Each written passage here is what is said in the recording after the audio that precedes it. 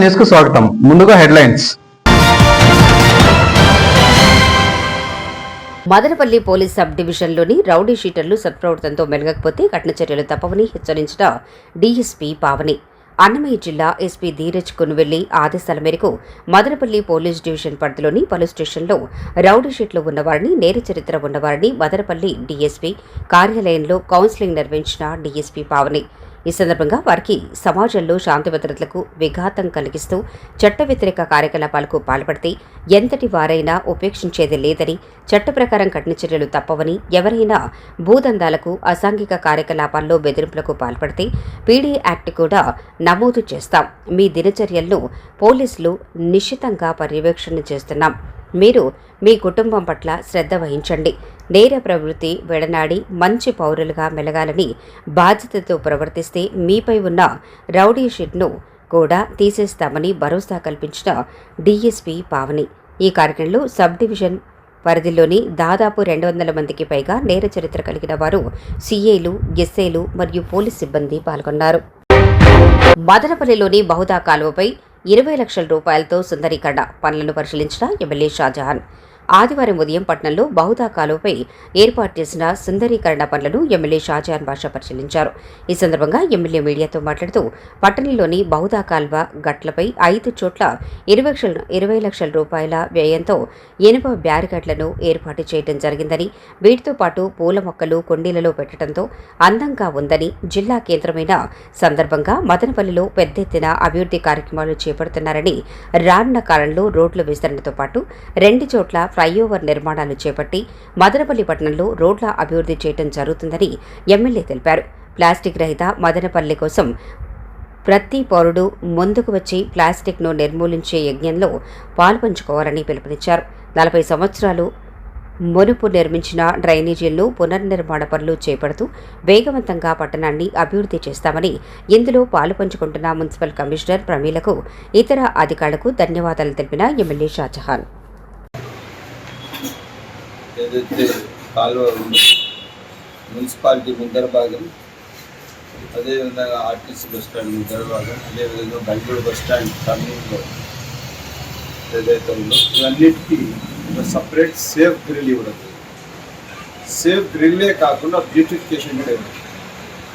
దాదాపు మున్సిపాలిటీ శాఖ ద్వారా 20 లక్షల రూపాయల వ్యవధితో ఇక 5 చోట్ల పెట్టడం జరిగింది. ఇంకా కొన్ని పెడుతున్నారు. ఇది జిల్లా అయిన తర్వాత పట్టణం సుందరంగా తీర్చిదిద్దాలని చెప్పి ఆలోచనతో ముందుకు వస్తుంది. ఇంకా చాలా మార్పులు వస్తాయి, చాలా డెవలప్మెంట్ వస్తాయి. తప్పకుండా పట్టణ ప్రజల ట్రాఫిక్ సౌకర్యాన్ని కూడా చేయడానికి పూర్తి స్థాయిగా ఒక ఆలోచనలో ఉన్నాం. ఎట్టి పరిస్థితిలో చేస్తామని చెప్పి ఒక ఆలోచనలో ఉంటారు.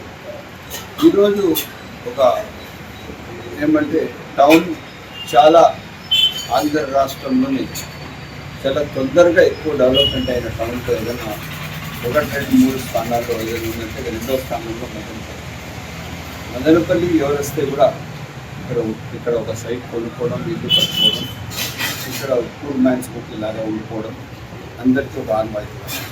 అదే క్రమంగా పట్టణ సుందరంగా తీర్చిదిద్దడం, డెవలప్మెంట్ చేయడం, రోడ్లు కాలువలన్నీ ఇవ్వడం పూర్తి స్థాయిలో చాలా ఖర్చు చేస్తున్నాం. 40 కోట్ల రూపాయలతో కాలువలో వస్తుంది. సోలో టెండర్లు వస్తాయి. అది నాకు తెలిసి central tender state and office agency office control అవుతుంది.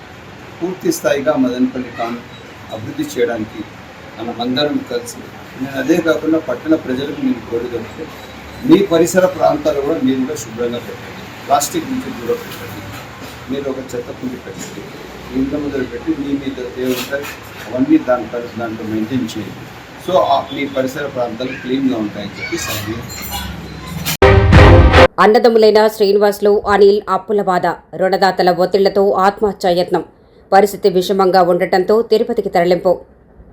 మదనపల్లి పట్టణం బీకేపల్లి కాలనీలో నివాసముంటున్న అన్నదమ్ములైన శ్రీనివాసులు, అనిల్లు కుమ్మర వృత్తిలో భాగంగా ఇంటి దగ్గరే వినాయకుడి బొమ్మలు తయారు చేసి అమ్ముతూ జీవనం సాగించే క్రమంలో వారి వ్యాపారం మందకోడిగా సాగటంతో ఒక్కొక్కరు సుమారు 8 లక్షల రూపాయలకు పైగా అప్పులు చేసిన అప్పులకు వడ్డీలు కట్టలేక రుణదాతల ఒత్తిళ్లతో మనస్తాపం చెందిన వీరు పీటీఎం మండలం రంగసముద్రం గ్రామంలోనున్న అత్తగారి ఇంటి వద్దకు వెళ్లిన వీరు మద్యంలో విషం కలుపుకొని తాగి ఇద్దరు ఆత్మహత్యయత్నానికి పాల్పడగా కుటుంబీకులు గమనించి బాధితులను ఆసుపత్రికి తరలింపగా ప్రాథమిక చికిత్స అందించి పరిస్థితి విషమంగా ఉండటంతో మెరుగైన వైద్యం కొరకు తిరుపతికి తరలించారు.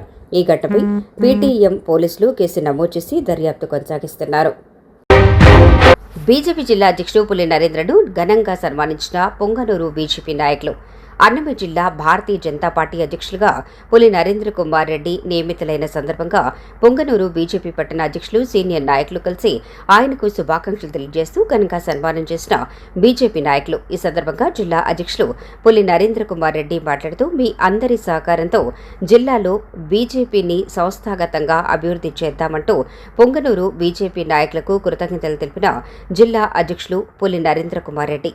ఈ కార్యక్రమంలో పొంగనూరు పట్టణ అధ్యక్షులు జగదీష్ రాజు, టీవీఎస్ ప్రసాద్, మఠం బాబు, వెంకట్రెడ్డి, చంద్రశేఖర్ రాజు, రమేష్, జగన్నాథం, శంకర, వెంకటేష్, శ్రీనివాసులు, మల్లికారాణి, ఈశ్వరమ్మ తదితరులు పాల్గొన్నారు. తమిళనాడులో ఇటీవల రాజకీయ పరిణామాల నేపథ్యంలో రజనీకాంత్ తొలిసారిగా స్పందించారు. నేను రాజకీయాల్లో లేను. విజయ్ ముఖ్యమంత్రి కావడంపై నేనెందుకు అసూయపడతానని అన్నారు. కమల్ హాసన్ సీఎం అయితే అసూయపడేవాణ్ణేమో అంటూ సరదాగా వ్యాఖ్యానించారు. విజయ్ నాకు సమకాలికుడు కాదు. ఆయనకు నాకు 25 ఏళ్ల వ్యత్యాసం ఉంది అంటూ ఆయన వ్యాఖ్యానించారు. తమిళనాడు ప్రజలు మార్పును కోరుకున్నారు. అందుకే విజయ్ని గెలిపించారని రజనీకాంత్ అభిప్రాయపడ్డారు. నేను స్టాలిన్ను కలవటంలో ఎలాంటి రాజకీయం లేదు. స్టాలిన్ నాకు ఎప్పటినుంచో మంచి మిత్రుడు. ఎన్నికల్లో గెలుపోటములు సహజం. కేవలం ఆయన్ను స్నేహపూర్వకంగా కలిశాను. అది ఒక బాధ్యతగా భావించారని అన్నారు. ఎన్నికల ఫలితాల తర్వాత పరిణామాల క్రమంలో విజయ్ని సీఎం కాకుండా అడ్డుకునే ప్రయత్నం చేసినట్లు లేనిపోని ఆరోపణలు దుష్ప్రచారం చేస్తున్నారు. అలాంటి నీచ రాజకీయం నేను చేయను. నా వ్యక్తిత్వం అలాంటిది కాదని అందరికీ తెలుసని రజనీకాంత్ అన్నారు. விஜய் என்ன பற்றி கம்பேர் பண்ணிட்டு அவரு நல்லது இல்லை. சின்ன வயசுலேருந்து அவர் பார்த்துட்டு இருக்காரு. அவர் சிஎம் ஆனதில் எனக்கு என்ன போகிறாங்க. அது இன்னும் இவ்வளோ சின்ன வயசுல 52 வயசுல எம்ஜிஆர் என்டிஆர் சாதனை பண்ணுறதை விட அதை விட ஜாஸ்தி கம்ப்ளீட்டாக சென்டர் பிஜேபி எவ்வளோ பெரிய பவர்ஃபுல் சென்டர். இங்கே 2 பெரிய கட்சிகளை எதிர்த்து தனி ஆளை வந்து ஜெயிச்சிருக்காங்க. அது நம்ம சினிமா இண்டஸ்ட்ரியில் இருந்து எனக்கு அது பொறாமை இல்லை. ஒரு ஆச்சரியம் கலந்த ஒரு சந்தோஷம். அடே யார் அப்ரிஷியேஷன் சூப்பர். ஸோ அந்த பொறாமையும் இல்லை. விஜய் அவர்களுக்கு வந்து நிறைய எதிர்பார்ப்புகள் இருக்குது ஜனங்க மத்தியில். டெஃபினட்டாக அந்த எதிர்பார்ப்பெல்லாம் அவரை சந்தித்து மக்கள் நல்லது செய்யணும் செய்வாங்கங்கிற நம்பிக்கை எனக்கு இருக்குது. அவருக்கு அதிக வாழ்த்துக்கள்.